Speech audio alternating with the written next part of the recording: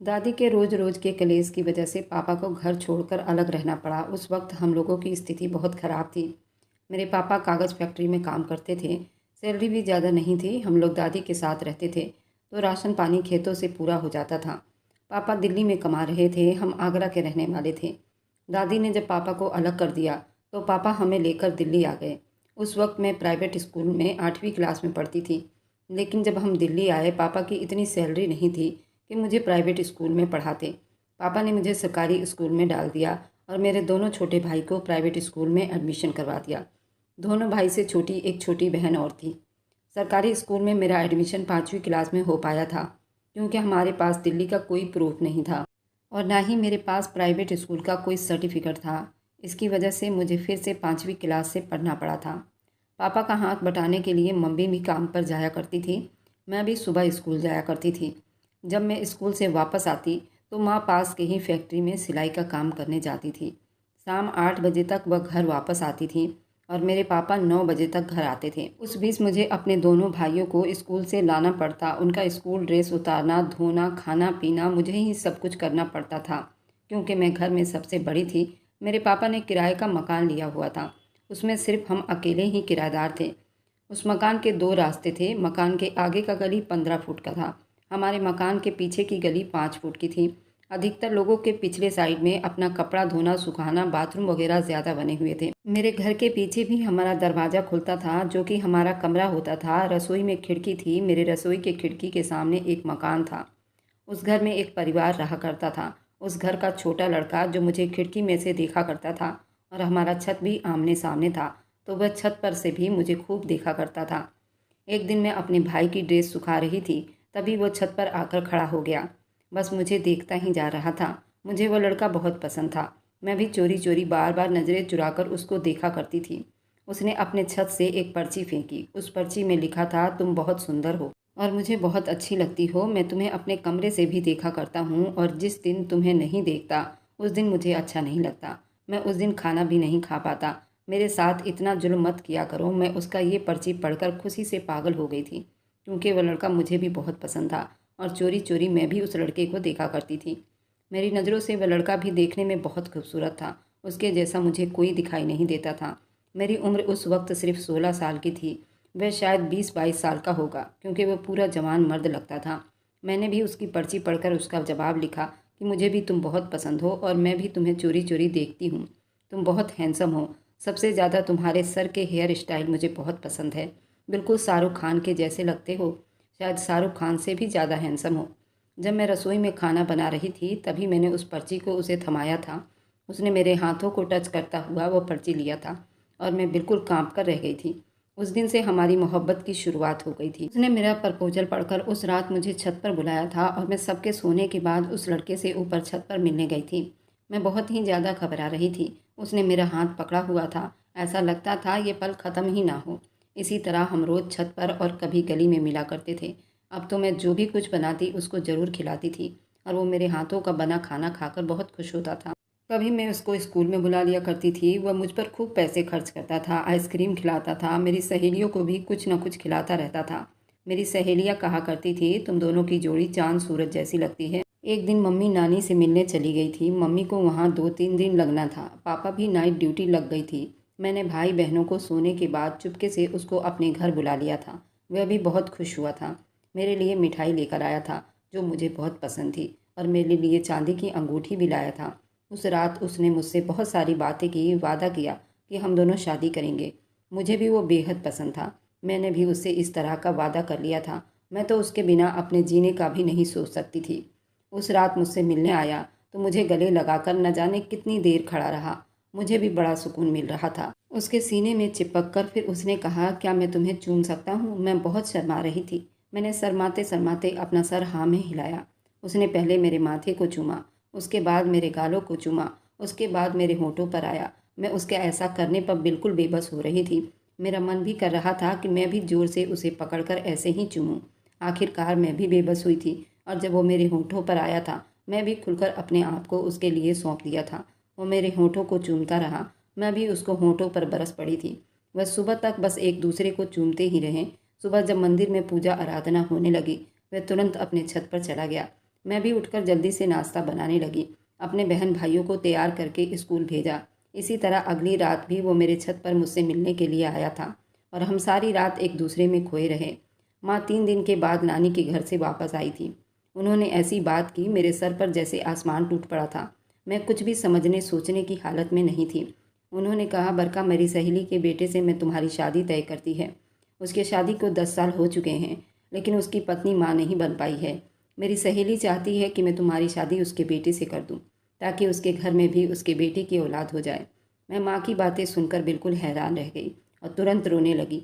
माँ, तुम ऐसा कैसे कर सकती हो? वह शादीशुदा है और उसके शादी को 10 साल बीत चुके हैं। अब तुम कहती हो कि मैं उससे शादी कर लूँ? वह मुझसे काफ़ी बड़ा है, आप ऐसा कैसे सोच सकती हैं? मेरी माँ ने मुझे बहुत डांटा और कहा, तुम्हारी हिम्मत कैसे हुई माँ के बीच में बोलने की? क्या मैंने तुम्हें यही सिखाया है कि बीच में बोलो? मैंने तुम्हें सिर्फ बताया है और हमारी मर्जी चलेगी, तुम्हें बोलने की कोई ज़रूरत नहीं है। मैं बहुत तेज़ रो पड़ी थी। माँ, आप ऐसा मेरे साथ नहीं कर सकती। मैं अभी पढ़ाई कर रही हूँ, मेरी उम्र अभी 17 साल है। आप मेरे साथ ऐसा नहीं कर सकती। माँ ने मुझ पर बिना सोचे समझे चप्पलों की बरसात कर दी और कहा, तुम्हें बोलने का कोई अधिकार नहीं, सिर्फ हमारी बातों को मानना है, वही सबसे अच्छी लड़की कहलाती है। मैं माँ की बातों को सुनकर बहुत हैरान हुई थी। वह तो बिल्कुल पक्का इरादा करके आई थी कि मेरी शादी उस शादीशुदा आदमी से करवा कर रहेंगी। मैं भी बहुत गुस्से में आ गई थी और मैंने भी अपने आंसू साफ किए अगले दिन स्कूल गई। अपने प्रेमी सुनील को वहीं स्कूल में बुला लिया और उसको सारी बातें बता दी। उसने कहा, यह तो बहुत बुरी बात है, मैं तो तुम्हारे बिना नहीं रह सकता, मैं तो तुमसे सच्ची मोहब्बत करता हूँ। मैंने कहा, अगर सच्ची मोहब्बत करते हो तो मुझे अपने साथ ले चलो, मैं अपने घर नहीं जाना चाहती। उसने भी बिना जाने समझे हामी भर ली और मैं उस दिन स्कूल से घर नहीं लौटी। सीधा सुनील के साथ लखनऊ चली गई। वहाँ हमने किराए पर कमरा लिया। सुनील लकड़ियों का काम जानता था, उसने अपने लिए काम ढूंढ लिया। हम दोनों एक साथ एक रूम में रहने लगे। मैं रात को सुनील के साथ उसके सीने पर सर रखकर रो पड़ी थी। सुनील ने भी मुझे बाहों में भर लिया और कहा, मैं कभी तुम्हें धोखा नहीं दूंगा। मैं भी सुनील को बहुत चाहती थी और मैं उस दिन अपने आप को सुनील के हवाले कर चुकी थी। अपने सारे कपड़े निकालकर सुनील के आगे ढेर हो गई थी। सुनील भी मुझे देखकर बेबस हो गया था। उस रात हम इश्क के समंदर में गोते पर गोते लगाते रहे, एक दूसरे में समाये रहे। यूं ही सुबह हो गई। सुनील अपने काम पर चला गया। हम दोनों ने अभी शादी नहीं की थी। हम दोनों का इरादा था कि कुछ पैसे पहले जोड़ लें, उसके बाद शादी कर लेंगे। मैंने सुनील को कहा कि मैं भी कुछ काम कर लूँ। सुनील ने कहा कि नहीं, तुम्हारा बाहर जाना अच्छा नहीं है, तुम घर में ही रहो। मुझे नहीं पता था मेरी माँ के ऊपर क्या बीत रहा होगा, लेकिन मैं सुनील के लिए अपना घर छोड़कर यहाँ आ गई थी। हमें यहाँ आए हुए 1 हफ्ता हो गया था। एक दिन सुनील काम पर गया तो वापस नहीं लौटा। मैंने पूरी रात उसके इंतज़ार में बिता दी। सुबह हो गई, वो वापस नहीं आया। सुनील जहाँ काम करता था मैं वहाँ गई थी। उसने बताया कि आज सुनील काम पर आया ही नहीं था। उस ठेकेदार की बातें सुनकर मेरे पैरों तले से ज़मीन निकली थी। मैं यहाँ लखनऊ में किसी को जानती भी नहीं थी और घर से जो मैं पैसे लेकर आई थी वह भी ख़त्म हो गया था। मुझे बिल्कुल भी समझ में नहीं आ रहा था मैं क्या करूँ, मैं कहाँ से सुनील को ढूंढूं। इसी तरह 2 दिन बीत गए थे। मैंने कुछ खाया भी नहीं था। घर में राशन तो था, पर मैंने कुछ बनाया ही नहीं। मुझे अब बहुत डर लग रहा था। मैंने कुछ देर बैठकर ठंडे दिमाग से सोचा और कहा कि मुझे अब यहाँ से चलना चाहिए। एक अकेली लड़की, मेरे साथ कुछ भी हो सकता है। मुझे नहीं पता सुनील कहाँ चला गया और मैं किसी को क्या बताती, क्योंकि मैंने अभी तक उसके साथ शादी भी नहीं की थी। मैं घर तो नहीं गई, लेकिन वह सारा सामान बेचकर नानी के घर चली गई थी, जहाँ से ये सब कुछ शुरू हुआ था। मैं वहीं पहुँच गई थी। वहाँ पहुँची तो मेरे पैरों तले से ज़मीन निकली थी, क्योंकि वहाँ मेरे मम्मी पापा सभी मौजूद थे। मुझे घर से गायब हुए पूरे 12 दिन हो चुके थे और 4 दिनों से तो सुनील भी गायब था। कहाँ था मुझे नहीं मालूम, ना ही उसके बारे में मुझे कोई जानकारी थी। जब माँ की नज़र मुझ पर पड़ी तो वो मुझ पर बरस पड़ी थी। उन्होंने कहा कि इसने मेरे ख़ानदान का नाम डुबो दिया है। पापा भी मुझ पर बरस पड़े थे। मुझे बहुत मारा गया। मैं बेहोश हो गई थी। जब मुझे होश आया तो मैं एक कमरे में बंद थी।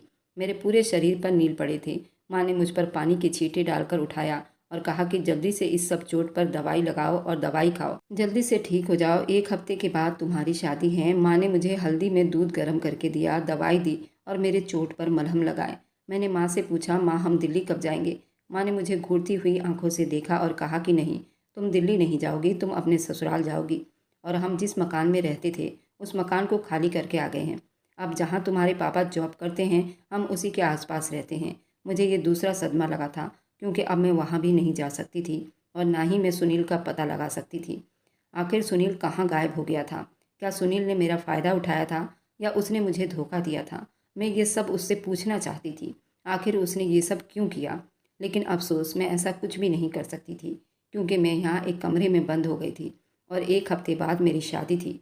इसी तरह रो रो कर 1 हफ़्ता बीत गया। जिससे मेरी शादी थी, मैंने बचपन में उसको देखा था। उसकी अपनी फैक्ट्री थी और पैसा भी भगवान ने उसको बहुत दिया था। वह कपड़ों का व्यापार किया करता था। उसकी पत्नी भी उसी के टक्कर की थी। मुझे नहीं मालूम था उसकी पत्नी ने दूसरी शादी के लिए हाँ क्यों भरी थी। मुझे उनके बारे में कोई भी जानकारी नहीं थी। मैं तो सिर्फ सुनील के लिए मरी जा रही थी। मुझे इस शादी से कोई लेना देना नहीं था। 1 हफ्ते के बाद मेरा दरवाज़ा खटका। मेरे कमरे में दुल्हन के कपड़े लाए गए। मुझे पूरा दुल्हन बनाया गया। मुझे मंडप तक ले जाया गया। मैं तो एक लाश की तरह थी, लेकिन माँ ने मुझे कसम दी थी कि तुम्हें ये शादी किसी भी हाल में करनी है, क्योंकि अगर तुम ये शादी कर लोगी तो हमें दिल्ली में अपना मकान भी मिल सकता है। क्योंकि जिससे मेरी शादी होने वाली थी वह अब अपने दिल्ली में बने गोदाम को ही संभाल रहा था और मैं सीधा शादी होकर दिल्ली ही जाने वाली थी। पर यह बात मुझे बिल्कुल भी मालूम नहीं थी कि मैं शादी होकर दिल्ली जाऊंगी। कुछ घंटों के रस्म होने के बाद मेरी शादी संपन्न हो गई थी और मैं अब विक्रम की पत्नी बन चुकी थी। विक्रम की ट्रेन रात के 10 बजे की थी, जिससे हम दिल्ली जा रहे थे। मैं जैसे ही आगरा रेलवे स्टेशन पर पहुंची और दिल्ली के ट्रेन को देखा, मेरे अंदर अजीब हालत पैदा हो रही थी। मैं सिर्फ सुनील को ही सोच रही थी कि वह कहीं भी मुझे दिखाई दे। लेकिन फूटी किस्मत, ऐसा कुछ भी नहीं हुआ और ट्रेन आई और हम उस ट्रेन में बैठ गए। हमारा डब्बा फुल एसी का था। उस डब्बे में सिर्फ मैं और मेरा पति विक्रम ही था। विक्रम ने मुझे देखकर कोई रिएक्शन नहीं दिया। विक्रम ने कहा, तुम बाथरूम जाकर अपने कपड़े बदल सकती हो। यहाँ इस डिब्बे में कोई आने वाला नहीं, वह सिर्फ हमारा पर्सनल डिब्बा है। हमने अपने डब्बे को लॉक लगा लिया। मैं विक्रम की बात मानते हुए बाथरूम की तरफ चल दी, फिर वापस पलट आई क्योंकि मेरे पास तो कपड़े ही नहीं थे। विक्रम ने मुझे एक बैग पकड़ाया और कहा, इसमें कपड़े हैं, इसे पहन लो।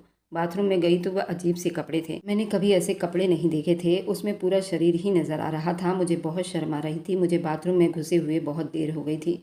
मैं इसी दुविधा में पड़ी थी कि मैं ये कपड़े कैसे पहनूं। तभी बाथरूम पर जोर जोर से विक्रम ने आवाज़ लगाई, क्या हुआ? तुम बाहर क्यों नहीं आ रही? कोई प्रॉब्लम है क्या? मैंने आवाज़ लगाई, नहीं, ये कपड़े, बस इतना ही बोल पाई थी। तभी विक्रम बाथरूम के अंदर आ गया, क्योंकि उस बाथरूम को बाहर से भी खोला जा सकता था। मैं बिना कपड़ों के बाथरूम में खड़ी थी और विक्रम मुझे बाथरूम से यूं ही बाहों में उठाकर बिस्तर पर लाया। कहा, क्या प्रॉब्लम है कपड़ों में? अगर नहीं पहनना है तो मत पहनो। तुम मेरी पत्नी हो, मेरे सामने ऐसे भी रह सकती हो और मैंने तुमसे जिस काम के लिए शादी की है अब उसकी शुरुआत करनी पड़ेगी। मुझे देर नहीं करनी। अब ये शर्माने का नाटक छोड़ दो। मुझे तुम पूरी की पूरी जवान नज़र आ रही हो, कहीं से भी बच्ची नज़र नहीं आ रही। मेरे तो पैरों तले से ज़मीन निकली थी। विक्रम मुझसे किस तरह से बात कर रहा था।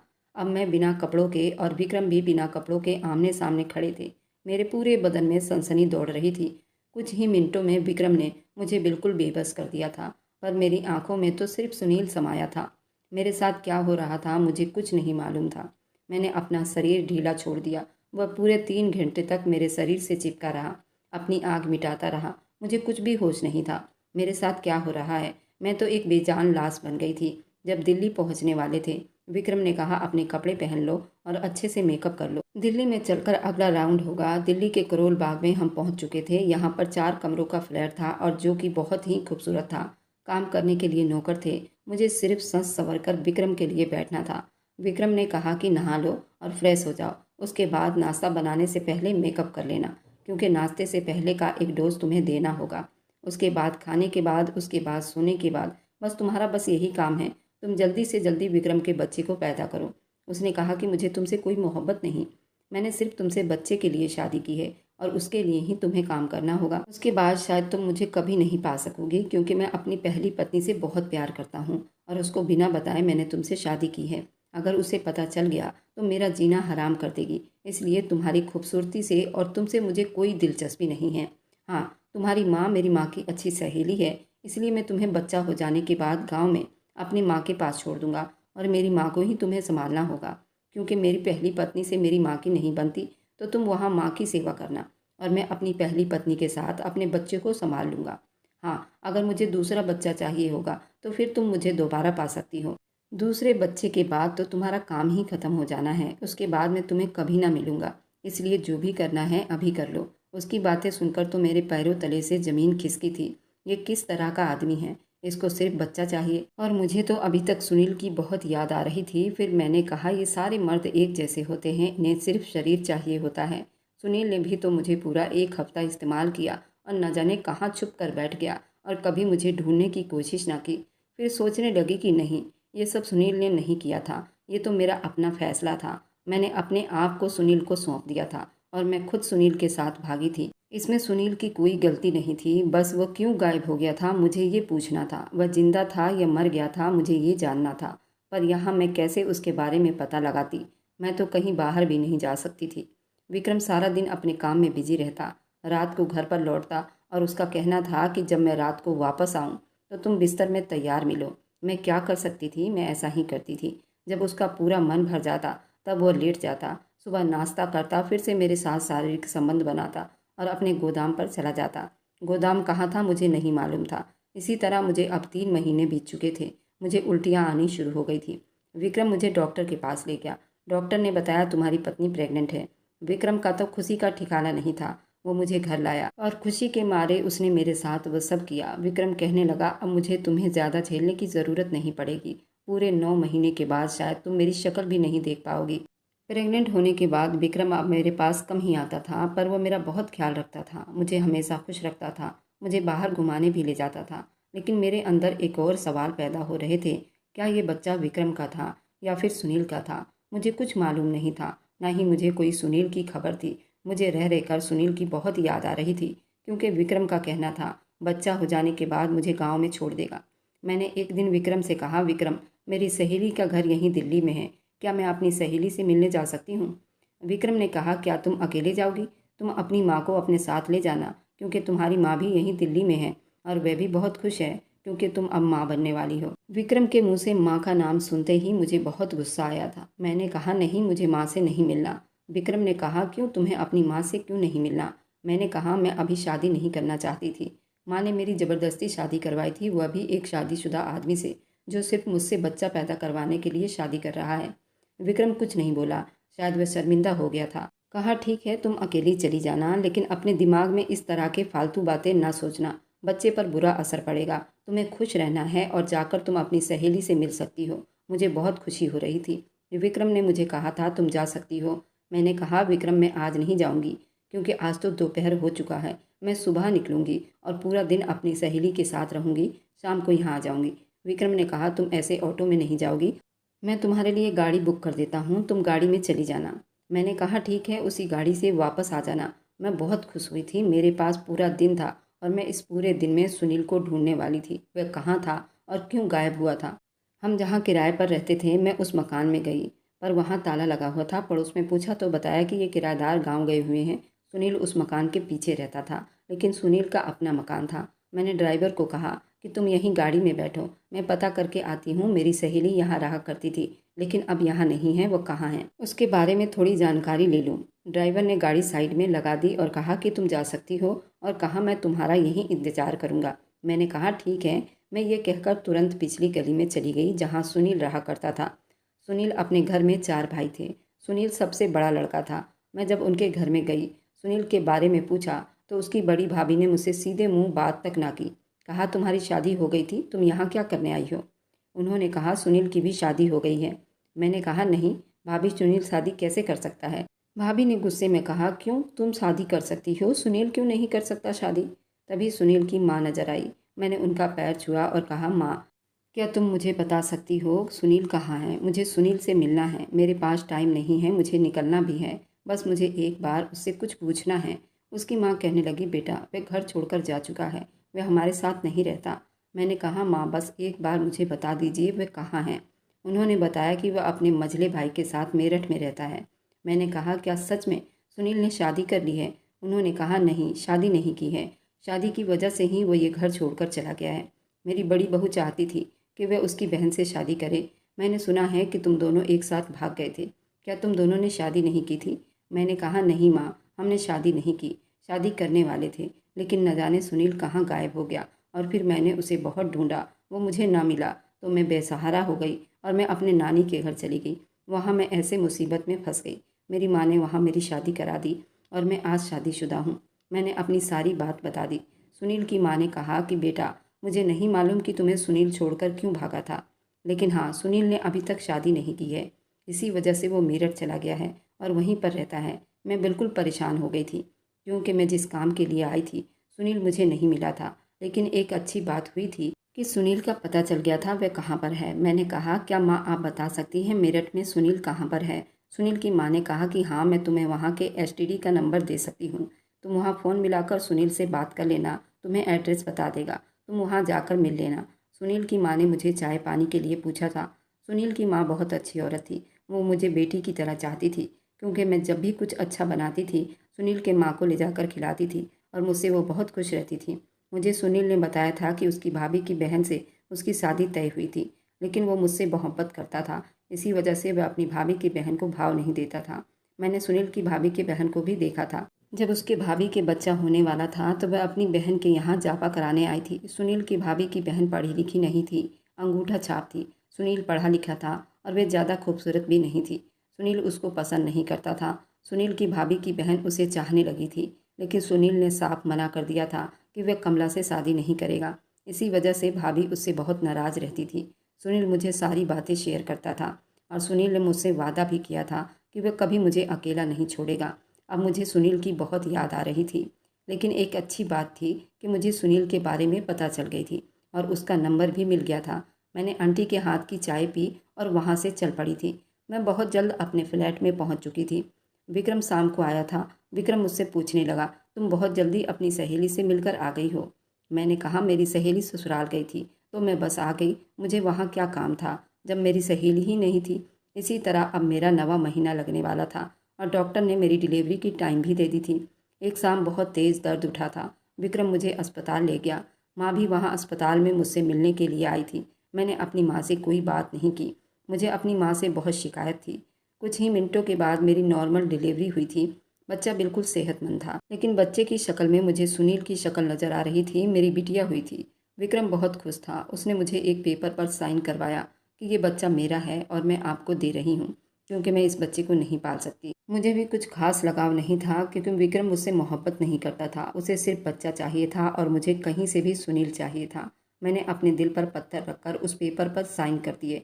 सुनील ने कहा कि अभी से इस बच्चे को तुम्हें त्यागना होगा, क्योंकि अगर ये बच्चा बड़ा हो गया तो फिर ये तुमको नहीं छोड़ पाएगा और तुम्हारे अंदर भी ममता जाग उठेगी। इसलिए अच्छा होगा कि तुम अभी इसी वक्त इस बच्चे को मुझे सौंप दो और तुम मेरी माँ के पास गाँव चली जाओ। मुझे भी विक्रम से खास लगाव नहीं थी, लेकिन मैंने अपने बच्चे को अपने दिल पर पत्थर रखकर विक्रम को सौंप दिया था। और शाम होते ही विक्रम ने मुझे आगरा पहुंचा दिया था और मुझसे कहा, अगर मुझे दोबारा बेटे की चाहत हुई तो मैं तुम्हारे पास ज़रूर आऊँगा, क्योंकि मुझे अभी अपनी पहली पत्नी से ये सलाह लेनी पड़ेगी। तो अभी के लिए तुम्हारा बहुत बहुत धन्यवाद कि तुमने मुझे इतनी प्यारी बच्ची दी है। तुम्हें मेरी माँ के पास किसी चीज़ की कोई कमी नहीं होगी। मैं अब विक्रम के माँ के पास आ गई थी। विक्रम की माँ ने कहा, तुम्हारे लक्षण बहुत अच्छे हैं, तुमने हमारे घर में लक्ष्मी पैदा की है। उन्होंने मुझे बहुत आशीर्वाद दिया। कहा, दूधो नहाओ पूतो फलो। मुझे यहाँ रहते अब 2 महीने से ऊपर हो गए थे। मुझे अपनी बच्ची की बहुत याद आती थी। सुनील को भी मैं बहुत मिस कर रही थी। एक दिन मेरी सास ने कहा कि मेरठ में उनके बहन के बेटे की शादी है और हमें वहाँ पर चलना है। तुम जल्दी से तैयारी कर लो, अपने कपड़े मार्केट से ले आओ। मेरठ में ही सुनील रहता था। बात सुनते ही मैं बहुत खुश हुई थी। मुझे सुनील का तो पता था मेरठ में कहाँ पर है, लेकिन हमें शादी में मेरठ में कौन सी जगह जाना था ये नहीं मालूम था। और ये तो बहुत आसान काम था, मैंने अपनी सास से पूछ ही लिया था। भगवान की करनी ऐसी थी, जहाँ सुनील रहता था उसके आसपास ही हमें जाना था। और मैं खरीदारी करते समय सुनील को फ़ोन मिलाया था और मैंने उसकी आवाज़ सुनी तो मेरे जान में जान आई थी। और जो बात उसने बताई मेरे पैरों तले से ज़मीन खींच ली थी। उसने कहा कि उस दिन भाभी ने मुझे उस ठेकेदार के दुकान से गुंडों से उठवा लिया था। भाभी मेरी पल पल की खबर रख रही थी। भाभी का ननिहाल लखनऊ में ही था और उन्होंने मुझ पर नज़र रखा हुआ था। वहाँ से मुझे उठवा लिया था। धोखे से मेरी शादी अपनी बहन से करवाना चाहती थी, लेकिन एंड टाइम पर मुझे होश आ गया था और मैंने उस शादी के लिए मना कर दिया था और वहाँ से अपने घर भाग आया था। वहाँ तुम्हारे माता पिता ने मुझ पर केस कर दिया था। मुझे पुलिस पकड़ कर ले गई थी। तुम्हारे माता पिता ने तुम्हें किडनैप करने का मुझ पर आरोप लगाया था, जिसकी वजह से मुझे 3 महीने जेल में रखा गया था। फिर माँ और भाई ने मेरी जमानत करवा ली थी। तब से मैं यहाँ मेरठ में आकर रह रहा हूँ। मुझे पता चला था कि तुम्हारी शादी उसी हफ्ते में हो गई थी, तो मैं बिल्कुल चुप बैठ गया था। तुम्हारी शादी का पता चलते ही मम्मी पापा ने मुझ पर से केस भी हटवा दिया था। मैं सुनील की बातों को सुनकर रो पड़ी थी। हमारे प्यार के दुश्मन कई लोग थे, जिनकी वजह से हम अलग हुए थे, लेकिन अब मैंने पक्का इरादा कर लिया था कि मैं सुनील को कभी नहीं छोड़ूंगी, क्योंकि सुनील ने भी अभी तक शादी नहीं की थी। इस बार सुनील से मैंने अपनी सारी बातें शेयर की और कहा कि मेरी शादी हुई है, लेकिन विक्रम मुझसे प्यार नहीं करता। सिर्फ बच्चा पैदा करने के लिए उसने मुझसे शादी की है, क्योंकि वह पहले से शादीशुदा है और मैंने उसके बच्चे को जन्म भी दे दिया है। सुनील भी रो पड़ा था। उसने कहा कि हम दोनों चाहे मरें, चाहे कुछ भी हो, हम एक होकर रहेंगे। उसने कहा कि इस बार हम कहीं दूर भागेंगे ताकि हम पर किसी की नज़र ना हो। मैंने सुनील से बताया कि मैं मेरठ में तुम्हारे आसपास शादी में आ रही हूँ, तुम मुझे वहीं मिल जाना। सुनील मेरे लिए तैयार बैठा था। मैं भी अपने सास के साथ मेरठ पहुँच चुकी थी। सुनील मुझे स्टेशन पर ही दिख गया था। मैंने स्टेशन पर उतरते ही सासू माँ को कहा कि मुझे बाथरूम जाना है, तुम सामान देखो, मैं अभी बाथरूम में होकर आती हूँ। सुनील भी मेरी ताक में बैठा हुआ था। मैं जैसे ही बाथरूम गई, सुनील मुझे वहीं मिल गया और मुझे पकड़कर रो पड़ा था। प्लेटफार्म 5 पर हैदराबाद की ट्रेन खड़ी थी। हम उसी ट्रेन में बैठकर हैदराबाद चले गए। हैदराबाद पहुंचते ही हम दोनों ने शादी की।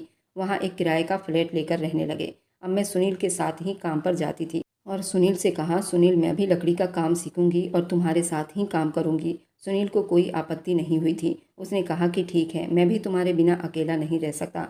हम दोनों एक साथ काम पर जाते। लोग देखकर हंसते और कहते कि औरत होकर लकड़ी का काम करती हो। लोगों का कोई जवाब न देती और मैं अपने काम से काम रखती थी। मेरी और सुनील की शादी को आज 5 साल बीत गए थे। दोबारा कभी पलटकर अपनी माँ के घर नहीं गई और ना ही कोई खोज खबर ली। मुझे नहीं मालूम मेरी माँ क्या सोच रही होगी। मुझे नहीं मालूम कि विक्रम पर क्या बीता होगा। एक बात जो मैंने सीखी, अगर तुम किसी से दिल से मोहब्बत करो तो भगवान भी उससे मिलाने के लिए तैयार रहते हैं, क्योंकि भगवान को सच्ची मोहब्बत अच्छी लगती है और सच्ची मोहब्बत को भगवान भी सराहता है। और शायद भगवान ने ही मुझे इतनी हिम्मत दी थी कि मैंने सुनील को दोबारा पा लिया और सुनील भी मुझसे सच्ची मोहब्बत करता था, तभी उसने मुझे दोबारा अपना लिया। कभी उसने विक्रम और मेरे रिलेशन के बारे में नहीं पूछा। उसे तो सिर्फ मैं मिल गई थी, उसी की खुशी थी। आज मेरे और सुनील के 2 बच्चे हैं और दोनों ही लड़के हैं। आप लोग बताइए, आप लोग मेरी मोहब्बत का क्या नाम दोगे? ऐसी मोहब्बत बहुत कम लोगों ने की होगी। आप लोग बताइए, मेरे और सुनील की मोहब्बत को आप लोग कितने नंबर देना चाहते हैं? इसका दूसरा भाग बहुत दिलचस्प रहने वाला है। इसमें विक्रम की पहली पत्नी की लव स्टोरी और विक्रम और बरखा की बेटी श्वेता की कहानी होगी। ये बहुत दिलचस्प रहने वाली है। जब बरखा अपनी बेटी को छोड़कर चली गई तो विक्रम और विक्रम की दूसरी पत्नी ने श्वेता को बड़ा किया था। इस कहानी को मिस ना करें। इसका अगला भाग इसके कैप्शन में मिल जाएगा, आप वहाँ से उसका दूसरा भाग देख सकते हैं। और मेरी वीडियो जहाँ कहीं से भी आप लोग देखते हैं, कमेंट में अपने शहर और राज्य का नाम ज़रूर बताएं। मुझे आप लोगों के कमेंट पढ़ने में बहुत आनंद आता है और उन सभी का मैं बहुत बहुत धन्यवाद करना चाहती हूँ जो लोग मेरी वीडियो को देखते हैं, लाइक करते हैं, शेयर करते हैं। अगर आपको आज की कहानी पसंद आई है तो वीडियो को ज़रूर लाइक कीजिएगा और अपने दोस्तों के साथ शेयर भी कीजिएगा। और हाँ, अगर आपने अभी तक हमारे चैनल को सब्सक्राइब नहीं किया है तो ज़रूर सब्सक्राइब कर लें। मिलते हैं हम अपनी कल की एक और नई दिलचस्प कहानी के साथ। मुझ पर सदा अपना प्यार और स्नेह बनाए रखें। सभी को मेरा प्यार भरा नमस्कार दोस्तों। खुश रहें, स्वस्थ रहें, मस्त रहें।